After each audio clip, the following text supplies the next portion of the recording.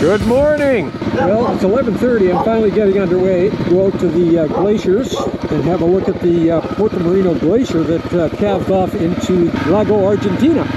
But I'm getting a bit later start than I would have liked, but not much I can do about it. I had to do a minor repair on my bike. My headlight wasn't working. I was pulled over by the police in one of the checkpoints.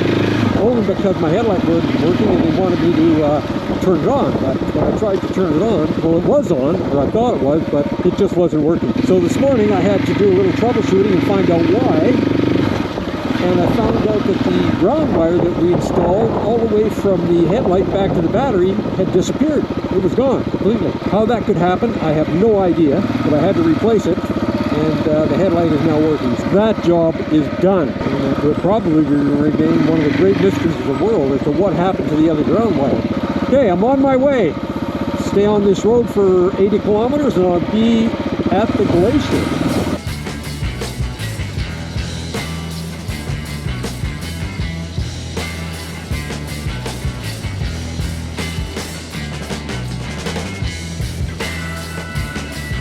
Oh, I just had to stop at this viewpoint. The view from here is amazing.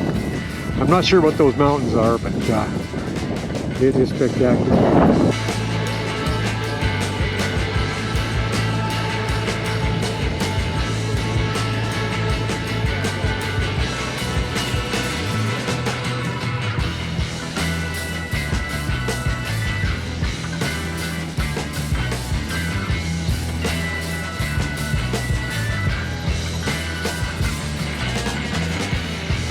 This is a Perito Moreno Glacier that is fed by about 3 or 4 different glaciers coming out of the Andes Mountains there. And the glacier flows down and calves off into Lago Argentino. As you can see, the big chunks of ice floating right here in front of me. This is truly incredible. Wow, from this viewpoint, you can see how big those glaciers are. Man, oh man, they go right up into the mountains and spread each way around those peaks. And then another one's coming in from that valley there down into here. This is incredible. I just started walking down the walkway and saw this huge piece of ice that was broken off the glacier and was floating in the lake. It's absolutely amazing considering that we're only seeing about 1/7 of that piece of ice. And there is the glacier over there. This is about as close as I'm going to get to that big chunk of ice, but I'm going to get closer and closer to the glacier. Oh, right here gives us a magnificent view of Lago Argentina and the surrounding mountains. This is incredible. Such a beautiful place. And this is a walkway I'm walking down. There's 2.5 kilometers of walkway, and it takes us right up to the glacier. Let's go see what that looks like. Well, there it is. Right out in front, right there, is a big chunk of ice that's broken off the glacier and is floating in the lake. You can see a boat out there to give you some perspective of how big that chunk of ice is. And right behind that boat is another chunk of ice right in there. But that is majestic. This is getting better and better as we get closer to the glacier. You can see how huge the glacier actually is. I'm guessing those are at least 100 feet in height.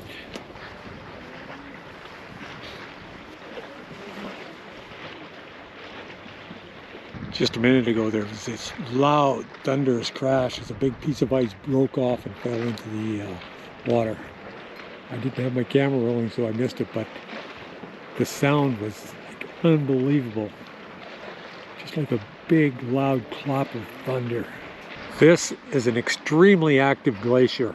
It's continually flowing down the mountain and breaking up, and pieces are continually breaking off and falling into the lake. As you can see, there are hundreds and hundreds of pieces of ice floating in the lake.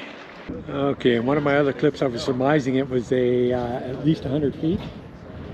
Well, it was a little off. Those bluffs right over there are over 200 feet tall. Another big piece of ice just broke off and crashed into the water. About every 5, 10, 15 minutes it happens, and it sounds like thunder. But we've got something unique happening over here, or interesting. I don't know if it's unique, but right there in the water it changes color. On that far side, it's a dirty brown color, and over here, it's a beautiful green color. Why it stops right there, I don't know. You'd think it would mix up. It's hard to believe that that ice flow would stop the water from mixing right there, but somehow it is. Strange. The width of the glacier is approximately 5 kilometers wide.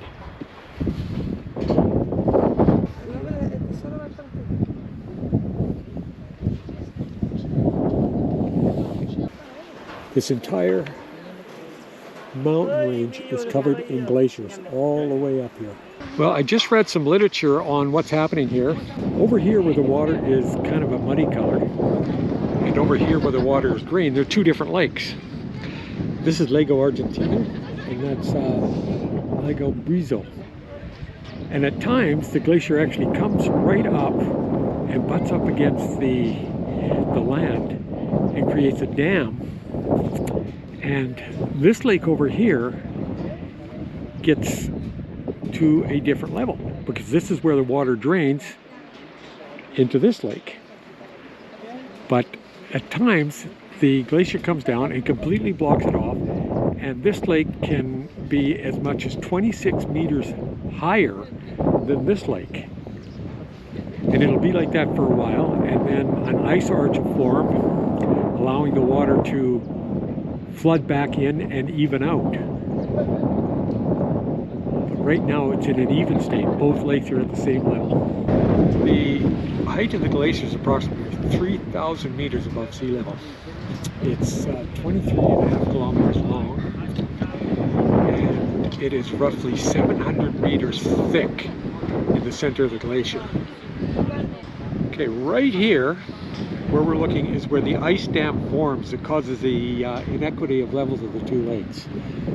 Right now there's no dam in place. It has melted. The peaks around here are between 1,600 meters and 2,900 meters. The peak that we're looking at right there, that's 1,600 meters. And that one way back there in the background up there, that's 2,900 meters. So these aren't really all that high. Not like the ones in Peru where they're up around 6,000 meters. I'm getting further and further south, and the weather is getting cooler and cooler. It cools off quite a bit during the evening, and it's quite cold in the morning. It does get really warm during the day, but it's getting cooler and cooler as I'm heading south. I'm going to check the latitudes when I get back and see where we're at. We just missed the calving part of the glacier. I was just going to take a video, and a big chunk of ice fell in there. I missed it by about 2 seconds. Well, I've been focusing so much on the glacier, I forgot to turn around and have a look and see how beautiful it is the other way. It appears that the trees are already starting to turn color here. I'm not sure if we're getting close to their fall or not.